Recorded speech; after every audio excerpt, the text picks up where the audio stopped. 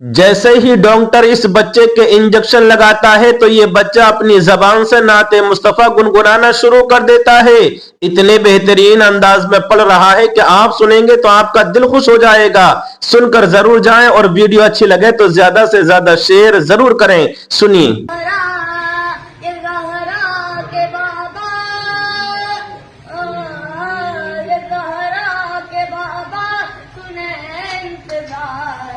Medina बुला लीजिए, Medina बुला लीजिए, सताती है मुझको, बुलाती है मुझको, ये दुनिया बहुत आजमाती है मुझको।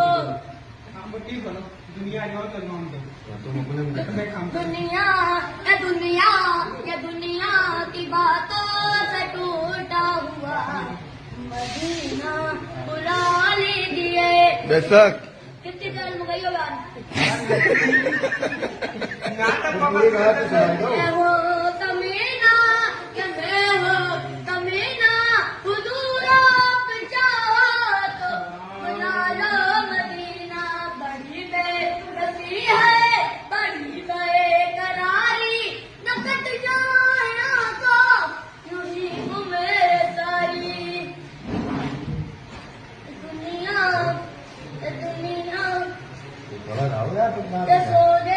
पानी पिला दो, पानी भाई, पानी ला के दो। मदीना बुला लीजिए, मदीना बुला लीजिए। ना सुनाई दिख रही कहा है।